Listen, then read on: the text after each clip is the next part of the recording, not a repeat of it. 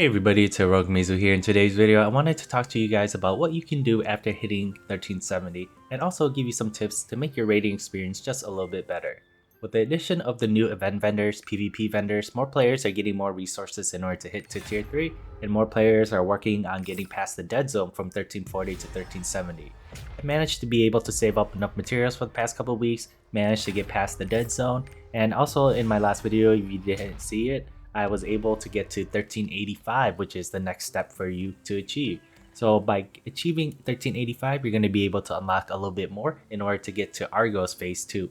But let's talk about what you should do right when you hit 1370. So once you're actually 1370 in the first week, what you should be doing is you should be working on your legendary set. So in your legendary set, there's going to be a legendary 5-piece armor set and also a weapon that you can get as well.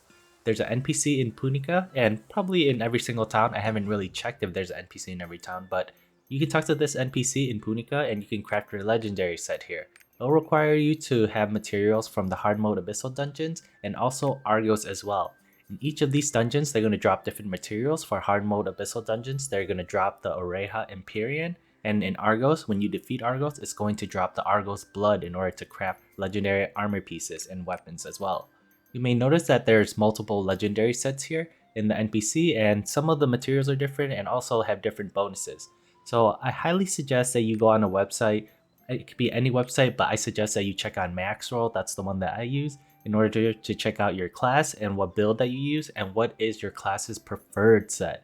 Most classes in the end are going to go for the full Argos set, and if you're DPS, you're going to notice that when you're at the crafting NPC, there's going to be two sets that you can craft. One is the preordained set and the other is the Harsh Oath set. Most DPS classes are going after the preordained set, and if you're support, you're going after the Harsh Oath set.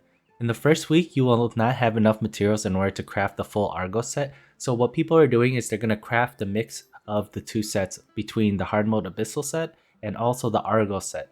So in the first week, you're going to be able to get 5 pieces in total. So what I did after I ran my first 2 Hard Mode Abyssal Dungeons, I was able to get enough Oreja's Empyrean to craft 2 pieces of the legendary armor set and the weapon as well.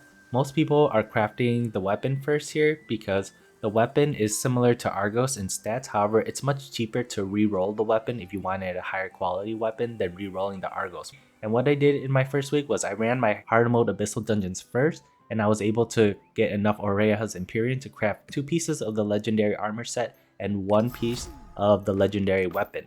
In my case, I decided to craft the shoulder, gloves, and weapon first, and I decided to gear transfer my plus 15 purples into my legendary armor and weapon. Afterwards, I had more stats, I had more bonuses, and I was a little bit tankier, so I decided to run Argos Phase 1. And after completing Argos Phase 1, it dropped me Argos Blood in order to craft the body and pants that I needed. So then, now I have 5 pieces in total after crafting all that. Afterwards, I decided to save up all my materials in order to try to hit 1385, but by the end of the week, I did not have enough materials, so I had to wait for the next reset. So after the next reset, I was able to get enough Guardian Stones and Destruction Stones, which was the most I needed. I also needed a little bit of Greater Honor Stones, but it was the Guardian and Destruction Stones that was really holding me back. So I was quite short on that, and once it reset, I was able to have enough materials and I was able to enhance. However, if I was super unlucky, it would probably take me a couple more days of saving up, but I would still have enough materials probably before the end of the second reset in order to do Phase 2 of Argos. If you want to get ahead on this, what you can do is you can try to farm infinite chaos dungeons in order to get more stones, and then you'll be able to get ahead on this and have enough stones in the meantime. Also, if you're short on Greater Honor Stones, what some people tend to forget is that you can convert 5 smaller Honor Stones in order to convert it to 1 Greater Honor Stone. So you can still buy it from Mari Circus Shop if it's still a good price and conversion ratio. You can buy it from there, you can convert it into Greater Honor Stones. You can also go to Anguish Island if you've been doing your Anguish Island daily. And if you haven't been buying the Honor Stones from there, you can go there as well to buy Honor Stones. Also, if you still have the extra Una's task tickets, you can still use that in order to get some additional Greater Honor Stones as well. So those are a couple more places where you can get some more resources.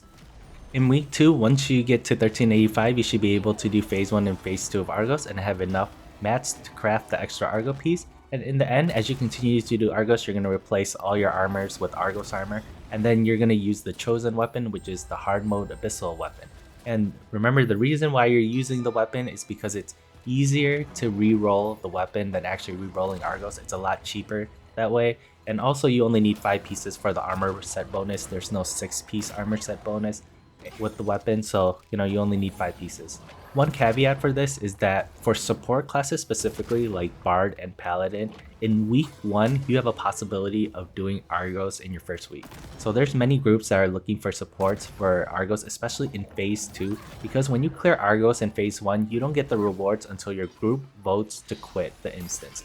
So after you complete phase 1, if your group votes to quit, you're going to get the rewards there. However, if you don't quit, you can push on to phase 2. However, the item level is recommended for 1385 for phase 2. But there's many groups willing to take a support that's 1370 because there's phases in phase 1 and phase 2 where supports are very useful. It'll reduce the amount of pots, you'll have a greater chance to succeed. And if only 2 classes are supports, it's not too bad because if your DPS is still 1385, you're going to be able to dish out the damage for Argos while still having the support buffs and shields as well. So it's really useful getting a support. Note that if you're a support at 1370, be sure to watch the videos. You have to learn the mechanics because the mobs do hit harder in phase 2 as well, so you have to be careful on that. So that pretty much covers how to get the armor, where to get the armor, and what you should be crafting. Next, I want to give you guys some tips on what I learned from my raiding experience from the Hard Mode Abyssals and Argos as well. So first of all, let's start off with Argos and also Hard Mode Abyssals. It's a general tip. I know many of you guys probably have watched 1010's videos covering raids, and they're very awesome. They're very informative, very helpful. However, even though after watching some of the videos, it's still quite difficult even though I watched the video. I know there's an argument whether or not you should watch videos before attempting these raids and boss fights. However, I'm a proponent on definitely watching the videos, especially for an endgame raid like Argos, because for Argos, you would actually be here for hours trying to figure out the mechanics. There's many mechanics that you have to do in Argos, and it would take you quite a long time in order to figure out. And on top of it, there's 8 people in the party, and you're pretty much going to be wasting their time, their pots, their resources if you go in blind. This is not the instance to go in blind. I highly recommend that you just understand the basics at least, because Argos will still be challenging and difficult, especially at 1370 when you're heading in, because he does hit quite hard, and you have to really focus on your positioning, because if you're not going to position well, you're just going to take a lot of damage, and most likely you're going to use a lot of potions and early lives as well, which may be really important for your team to have, especially by the end of the last phases of Argos. For Argos itself, another tip is to actually use better potions. So I know many of you guys have been using the 30% cheap healing potions. I use it quite often. But for Argos itself, I highly recommend that you use the blue or purple potions. They heal for much more, and it's really useful for the amount of heals that they're giving. Yes, it costs more and you're going to be using more. However, trust me, it's going to reduce the amount of frustration that you'll have, especially when you're still learning Argos and learning his mechanics for the first time, because you're going to need that healing as a buffer. In phase 1 of Argos as well, there's going to be a pizza slice attack. If you've seen some of the mechanics video, it's been known that you can stand on the bottom left in order to hit the sun slice, and if you stand on the bottom right, you can get the moon slice. However, it only happens at the end. In the beginning of it, it might switch between sun and moon, and you're going to take some damage. And this is where this phase caused a lot of trouble for my party members. And I highly recommend that if you're doing Argos, that you try to get a support, because having a support here would be key, because you could actually shield here or heal here, and you can protect your teammates here. However, when I first did Argos for phase 1, I did not have a support in my party, so I had a couple of different options in order to try to mitigate this damage.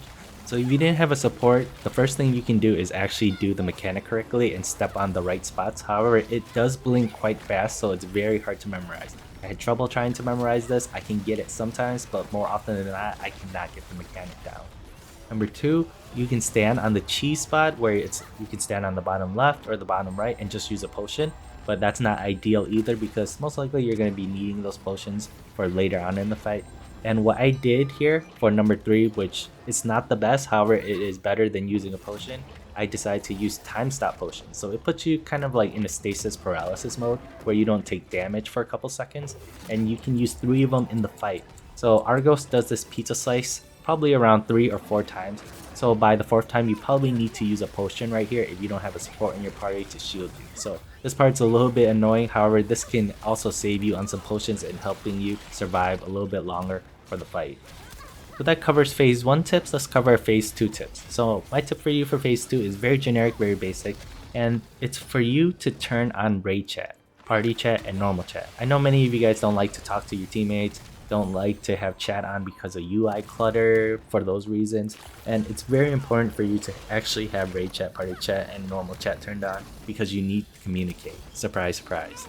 Argos Phase 2 definitely requires communication because at one point in the instance, each team is going to be sent to a different area, and one team has to communicate to the other team where the safe spot is. So if you don't have party chat turned on, you're never going to know where the safe spot is unless you're a little bit lucky and maybe you kind of recognize the mechanic right away. But for the most part, you're not going to be able to know where the safe spot is, and you're pretty much going to just wipe.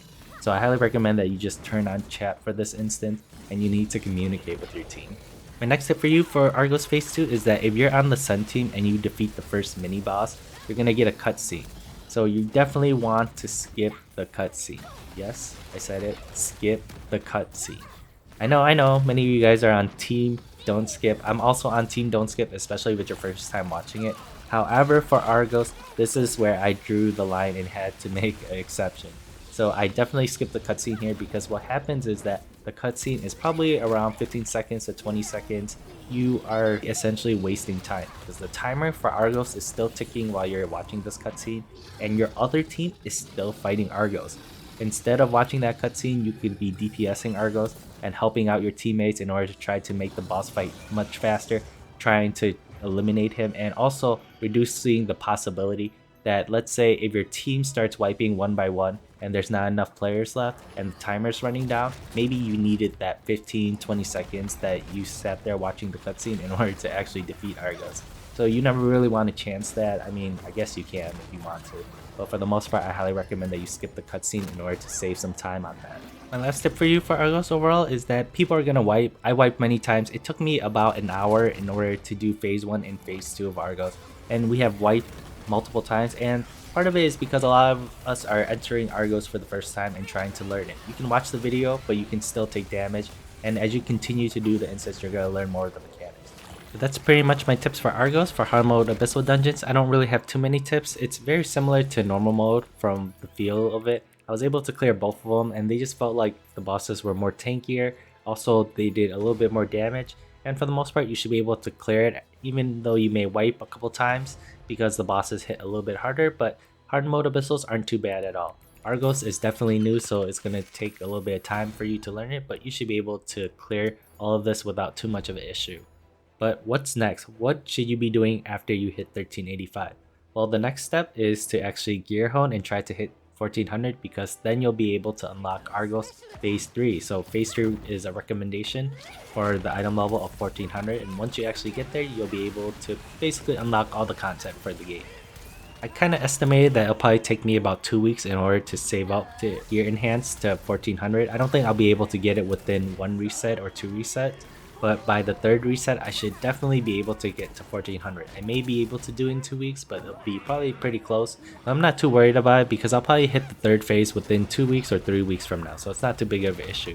But you should still be continuing to save up your mats, and once you actually hit 1400, you can decide from here whether or not you want to keep enhancing to try to get to item level 415 to get ready for Velton, or you can do what I'm doing is I'm going to save my mats, sell the unbound materials. However, I'm going to wait until Velton actually comes out and actually gear hone that, because there could be a chance that there's going to be more gear honing events where they could add more items, new books that can make it a lot easier to gear hone to 1450, and I'd rather just wait and see until when Velton comes out. So my guess is that Velton will probably come out around that early May or end of May, and then what's going to happen in April is we're going to get 2 new classes and probably some new areas as well, maybe some new events in the meantime.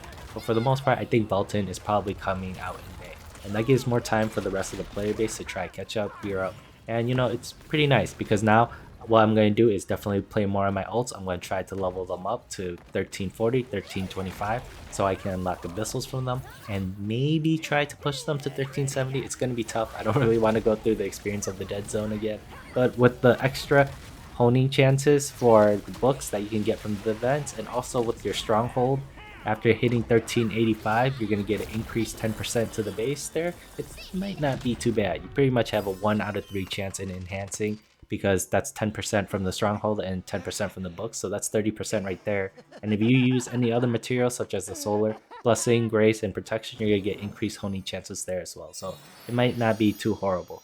So good luck to you guys on your honing with that.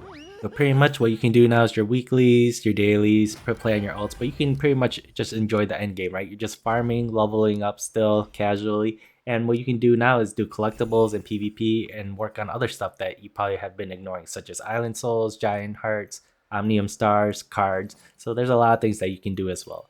But hopefully you found this video very informative, very helpful. I know I talked quite a bit in this video, but I really hope that this really helps guide you on what you should be doing after hitting 1370 and beyond and so forth. But that's pretty much it for me. I hope you like this video. If you like what you saw, click that like and subscribe button. I really appreciate it. And I'll catch you guys next time in another video for Lost Ark. Peace.